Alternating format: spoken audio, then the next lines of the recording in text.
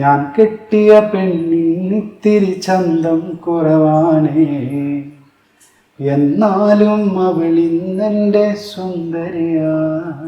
ഇപ്പോഴും ഉപ്പയുടെ ഫാൻ എന്ന് പറയുന്നത് മോള് തന്നെ ഏറ്റവും വലിയ ഫാൻ. ഞാൻ പ്രായമായി എന്ന് പറഞ്ഞാൽ സങ്കടമാണ് മൂപ്പരെ. മുഞ്ചേറുന്നൊരു മാനത്ത് ലെങ്കും ചൊവ്വ പിറ കണ്ട്. എൻ്റെ ആ ഒരു വിളി ചിലപ്പോൾ ഇവളിലേക്കും എത്തിയത് കൊണ്ടാവാം, അല്ലെങ്കിൽ ഇവളുടെ മനസ്സിൽ എന്തോ തോന്നിയോണ്ടാവിടുന്നു. കാരണം ഉറപ്പായിരുന്നു ഞാൻ അവസാനിക്കുക എന്നുള്ളത്. ഞാൻ അങ്ങോട്ടും ദേഷ്യപ്പെട്ടിട്ടില്ല ഇതുവരെ. ഭക്ഷണം കഴിക്കില്ല എന്നൊക്കെ ചോദിക്കില്ല, അപ്പൊ മുഖം മാറും. അപ്പൊ സങ്കടം കരഞ്ഞാൽ പിന്നെ എനിക്ക് സങ്കടം. അപ്പൊ ഞാൻ മോളോട് മാത്രം എന്താ വരെ ദേഷ്യപ്പെട്ടിട്ട് എത്ര നാളു കാത്തിരുന്നു ഒന്ന് കാണുവാൻ, എത്ര നാളു കാത്തിരുന്നു ഒന്ന് മിണ്ടുവാൻ.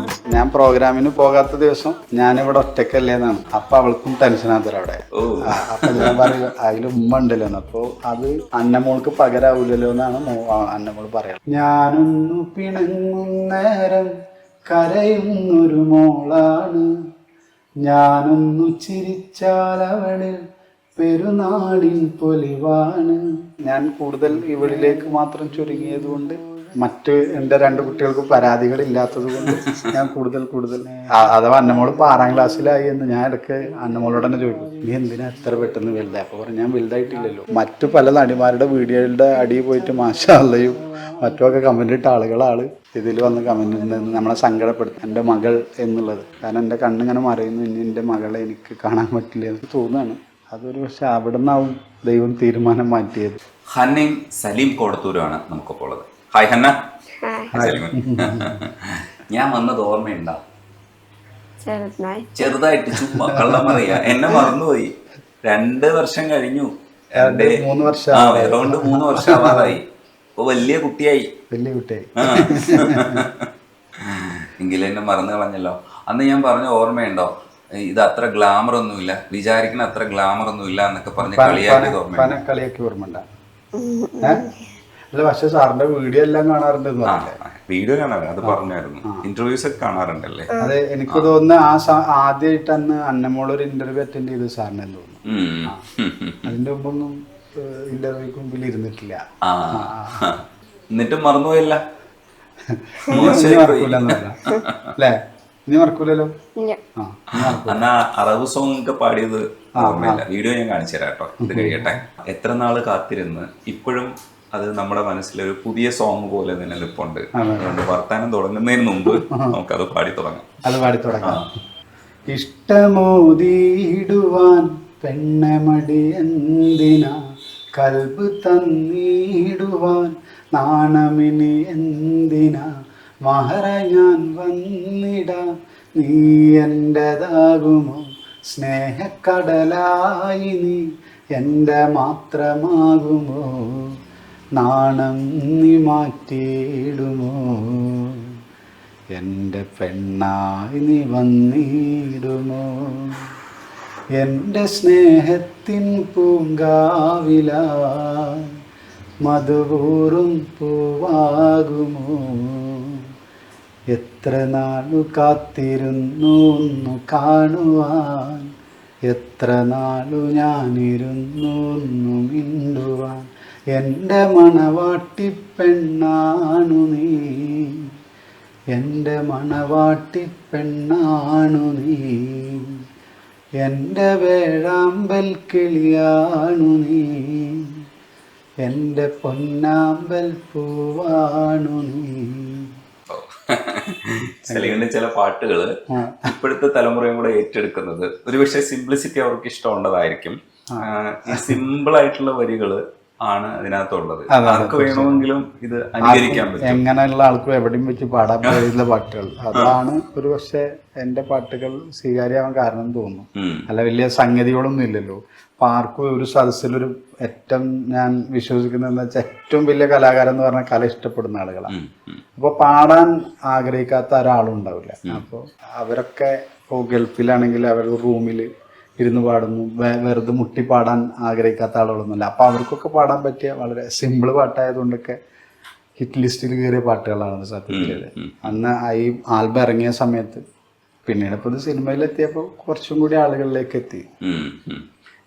ഉപ്പാടെ പാട്ടുകളിൽ ഏറ്റവും ഇഷ്ടമുള്ള പാട്ട് ഏതാണെന്നൊക്കെ പറയാൻ അറിയാവോ? അങ്ങനൊന്നുമില്ല, എല്ലാ പാട്ടും ഇഷ്ടം. എല്ലാ പാട്ടും ഇഷ്ടവും, ഭയങ്കര പാടിയാ ഇഷ്ടം. മതി. ആ, വെറുതെ പാടിയാ മതി അല്ലേ? ഉം. ഈ ഉപ്പാടുള്ള സ്നേഹം എന്ന് പറയുന്നത് നമ്മൾ പറഞ്ഞറിയിക്കാൻ പറ്റാത്തൊരു കാര്യമാണ്. അത് നിങ്ങൾക്ക് രണ്ടുപേർക്കും മാത്രമേ അറിയാവൂ. സത്യം പറഞ്ഞു ഇവളുടെ മനസ്സിൽ എന്താണെന്നുള്ളത് സലീമിനെ അറിയാൻ പറ്റുള്ളായിരിക്കും. ഇവള് കറക്റ്റ് കമ്മ്യൂണിക്കേറ്റ് ചെയ്യുന്നത് സ്നേഹം വെച്ചിട്ടാണ്, പറച്ചിലല്ലോ.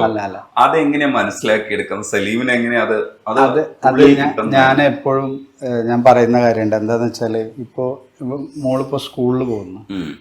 അപ്പോൾ എനിക്ക് പ്രോഗ്രാം ഇല്ലാത്ത ദിവസം ഞാൻ ആദ്യം ഇവിടെ LP സ്കൂളിൽ പഠിക്കുന്ന സമയത്തൊക്കെ ഞാൻ ഒരുപാട് ഉച്ച കഴിഞ്ഞാൽ ഞാൻ എടുത്തുകൊണ്ട് വരും. ഇപ്പൊ ഇവള് ഫസ്റ്റ് ബസ്സിന് ഇവിടുന്ന് പോയി കഴിഞ്ഞാൽ ലാസ്റ്റ് ട്രിപ്പിലാണ് മോള് വരിക. അപ്പൊ ഞാൻ എന്ത് ചെയ്യുന്ന വെച്ചാൽ ഒരു 3:45 തന്നെ പോയിട്ട് ഞാൻ തന്നെ എടുത്തുകൊണ്ട് എനിക്ക് പ്രോഗ്രാം ഇപ്പൊ 6ാം ക്ലാസ്സിൽ. അപ്പൊ ചില ദിവസം സ്കൂൾ ഞാൻ വല്ലാതെ എന്താ പറയാ ഒരു മനസ്സിലിങ്ങനെ തോന്നും എന്തോ അന്നമോളില്ലാത്ത ഒരു ജാതി. അപ്പൊ ഞാൻ ഇവിടെ ഇങ്ങനെ വൈഫിനോട് അല്ലെ എന്റെ സിസ്റ്ററോട് പറയും, എന്താണ് അന്നമോളൊന്ന് പറഞ്ഞാക്കേണ്ടിയിരുന്നില്ല എന്നൊക്കെ തോന്നും. ആ സമയത്ത് ആള് സ്കൂളിൽ കോള് വരുന്നു. അപ്പോ അന്നമോള് വയറ് വില വിട്ടെന്ന് പറഞ്ഞു. അത് നമ്പറായിരുന്നല്ലേ? അത് ഞാൻ ചോദിക്കും എന്താ കാരണം, എന്താ പറയല്?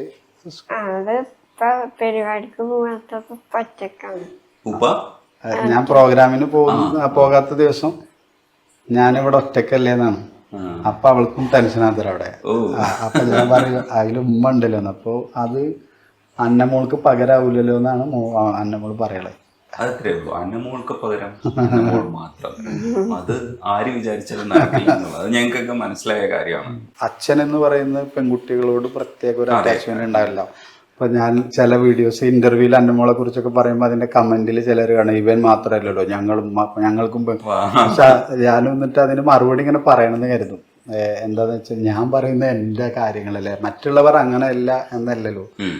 ഇപ്പൊ സാറ് എന്നോട് ചോദിക്കുന്ന എന്റെ വിശേഷം, ആ വിശേഷങ്ങളാണ് ഞാൻ പറയുന്നത്. അപ്പൊ എല്ലാ മാതാപിതാക്കളും എല്ലാ കുട്ടികളും മാതാപിതാക്കളോട് അറ്റാച്ച്ഡ് ആവും. പ്രത്യേകിച്ച് പെൺകുട്ടികൾ അച്ഛനോട് വല്ലാത്ത ഒരു അടുപ്പം. പിന്നെ ഞാൻ കൂടുതൽ ഇവളിലേക്ക് മാത്രം ചുരുങ്ങിയത് കൊണ്ട് മറ്റ് എൻ്റെ 2 കുട്ടികൾക്ക് പരാതികൾ ഇല്ലാത്തത് കൊണ്ട് ഞാൻ കൂടുതൽ അഥവാ അന്നമോള് ഇപ്പൊ 6ാം ക്ലാസ്സിലായി എന്ന് ഞാൻ ഇടയ്ക്ക് അന്നമോളോട് തന്നെ ചോദിക്കും, നീ എന്തിനാ എത്ര പെട്ടെന്ന് വലുതായി? അപ്പൊ പറഞ്ഞു ഞാൻ വലുതായിട്ടില്ലല്ലോ. അപ്പോ എത്ര എത്തുമ്പോഴാണ് വലുതാവുക? എത്ര വയസ്സാവുമ്പോഴായിരിക്കും വലുതാവുക? 15 ആവുമ്പോ വലുതാവുമായിരിക്കും. ഇപ്പോഴും വാപ്പയുടെ കൂടെ ആണല്ലോ. എത്ര വയസ്സിലാ വാപ്പയുടെ അടുത്തല്ലാതെ വേറൊരു സ്ഥലത്ത് പോയിട്ട്? പോവില്ല. അതെ, 20 വയസ്സിൽ മാറിക്കിടക്കും.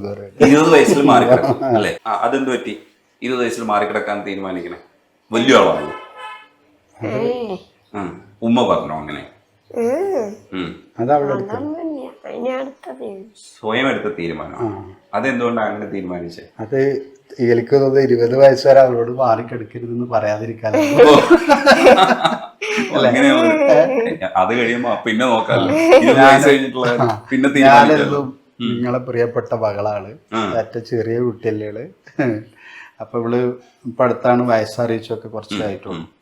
ആ സമയത്തും അന്നമോള് കരഞ്ഞിട്ട് ചോദിച്ചത് ഇനി എന്നെ വലിയ കുട്ടിയായിട്ട് പരിഗണിക്കുമെന്നുള്ളത്.